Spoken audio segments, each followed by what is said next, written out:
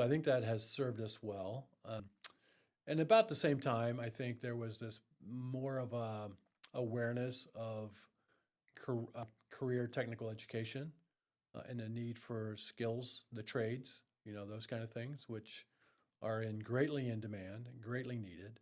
So we joined in on that, and we are encouragers, we are supporters, we are grateful for anybody coming out of high school that has a plan to do some kind of education, whatever that may be, not limited Right. in our view. And we'll help them with their academic planning, we'll help them with their career exploration, and we'll help them with their financial aid. There's financial aid available even for tech schools and trade schools. So The we can help them the with that. idea that there are literally millions of quote unquote shovel ready jobs, which maybe they don't actually operate a shovel, Yeah, but yeah, that aren't being taken out there. And I think people sometimes, my generation particularly, as I was growing up, it was like, oh, college is the only way. And right. I can remember, and I still remind a dear friend of mine when he dropped out of college to start a welding business, like, oh man, you're going to ruin your life. Suffice it to say, it has not ruined his life. He has become an incredible business owner, takes care of his team, operates a business that does work statewide, and Yeah, it's been a great way for him to take care of his employees, his staff, his family, and it was a great decision for him. yeah, So to those yeah, kids that are out there that don't want to sit behind a desk and want to work with their hands, work in a technical field and industrial field, there's great yeah, options out there. yeah. I could prove it another way too. My business partner just got a bill from a local car dealership for some repairs, and the hourly rate was well above $200 an hour. And similarly, got a bill from his plumber, also above There you $200 an go. hour. There you So, go. and I can tell you professionally that people are far more interested in an immediate response from their plumber than they are from their attorney. Yeah, So, super important jobs, not to be thousand dismissed. percent. Yeah, Yeah, for sure. So yeah, then, yeah, yeah. so now college and career options, making a point to make the brand about any sort of career path post high school, whether it's further education or whether it's training.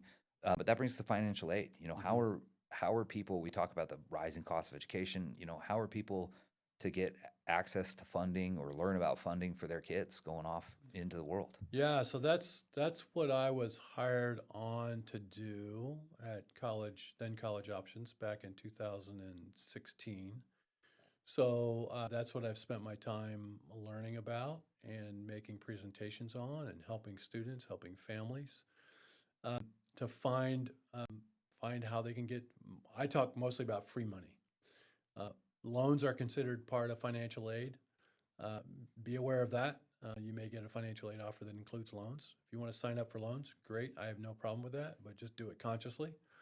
There have been a lot of people over the years that have signed up for everything that comes to them in a financial aid offer. It includes loans. They didn't know they had loans till it came time to pay them back, which was after they graduated. Right. That's a bummer.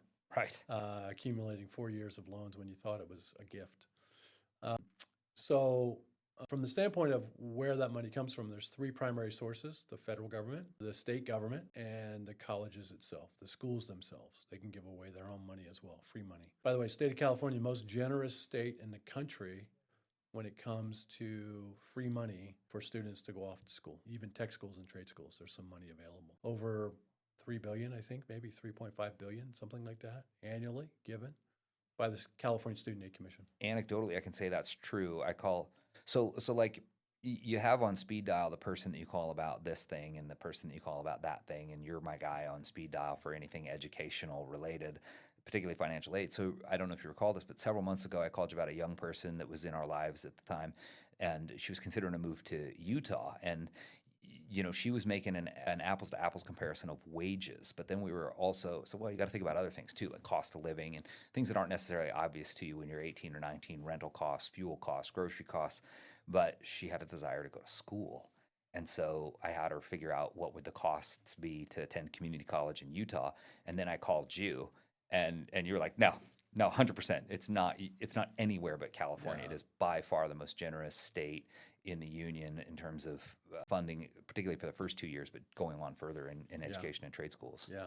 I remember that call, and I don't think I ever told you she did make an appointment, Okay, and I met with her, and we, good. we talked through her options, which was, for me, it was delightful to be with her. Yeah, It's cool. and by the time we, did kind of the deeper level analysis of wage comparison, cost of living comparison, educational cost comparison, You know, Utah was a little less expensive for cost of living, even with lower wages.